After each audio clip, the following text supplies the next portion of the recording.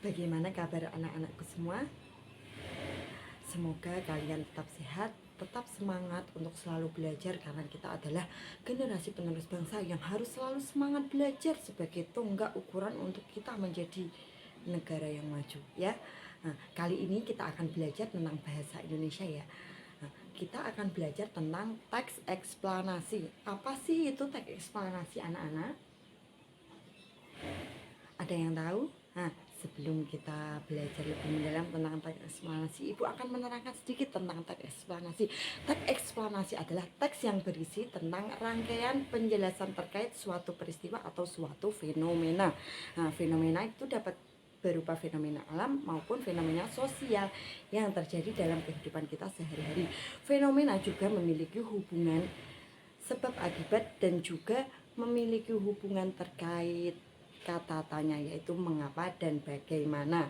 Nah, itu sedikit penjelasan tentang apa itu teks eksplanasi. Setelah mengetahui apa itu teks eksplanasi, kita akan belajar tentang bagian-bagian dari teks eksplanasi. Yang pertama ada pernyataan umum. Pernyataan umum itu berisi tentang gambaran umum dari teks eksplanasi. Yang kedua ada deretan penjelas, berisi tentang rangkaian peristiwa yang terjadi atau fenomena yang terjadi dalam teks eksplanasi. Yang ketiga ada interpretasi, berisi tentang kesimpulan, pesan, ataupun pendapat penulis dalam teks eksplanasi atau dalam topik yang dibicarakan di teks eksplanasi. Kita lanjutkan belajar mapel IPS tentang kerjasama negara ASEAN dalam bidang sosial dan budaya. Indonesia menjadi negara ASEAN sejak tanggal 15 Desember tahun 1967 saat Deklarasi Manila. Istilah kerjasama sosial dan budaya berganti nama menjadi kerjasama fungsional. Kerjasama fungsional tersebut adalah kerjasama yang mencakup dalam bidang kepemudaan, pemberdayaan perempuan, ilmu pengetahuan dan teknologi, pendidikan, kebudayaan, penanggulangan bencana alam, dan lain sebagainya. Beberapa bentuk kerjasama fungsional ASEAN. Yang pertama ada ASEAN Sociocultural Community yang memiliki tujuan untuk memperkokoh rasa kekeluargaan dan solidaritas sesama warga negara ASEAN. Yang kedua ada ASEAN Sociocultural Community Blueprint atau ASCC Blueprint, disahkan pada Februari 2009 yang memiliki beberapa upaya kerjasama. Antara lain, satu ada kerjasama dalam upaya peningkatan sumber daya alam dan yayasan ASEAN. Yang kedua ada kerjasama dalam bidang penerangan, kebudayaan, dan pendidikan. Yang ketiga ada kerjasama dalam bidang ilmu pengetahuan dan teknologi, lingkungan hidup, dan penanggulangan bencana alam. Yang keempat ada kerjasama dalam pembangunan sosial.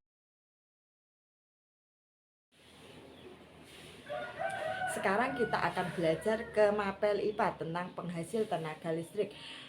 Energi listrik ditemukan oleh Michael Faraday. Siapa anak-anak? Michael Faraday. Energi listrik adalah energi yang timbul karena adanya arus listrik yang mengalir. Listrik dihasilkan dengan memanfaatkan berbagai sumber energi, meliputi air, angin, matahari, panas bumi, dan lain sebagainya.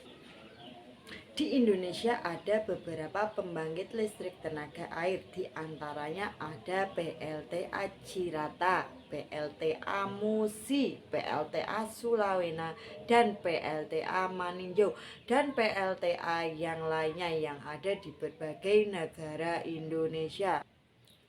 PLTA dibuat dengan memanfaatkan energi potensial dan energi kinetik dari air yang berada di sungai atau waduk. Energi potensial adalah energi yang ada pada suatu benda karena letak benda tersebut berada dalam medan gaya. Sedangkan energi kinetik adalah energi yang dihasilkan oleh gerak suatu massa atau gerak suatu benda.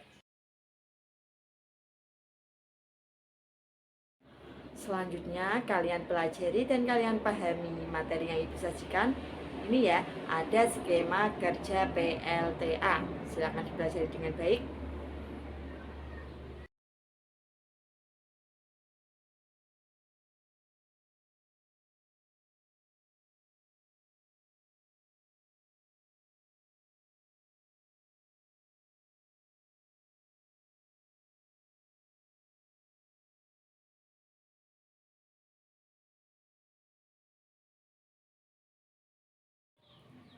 Sekian pembelajaran kali ini. Sampai jumpa di pembelajaran selanjutnya ya. Terima kasih anak-anak hebat Indonesia. Semangat untuk selalu belajar. Terima kasih. Wassalamualaikum warahmatullahi wabarakatuh.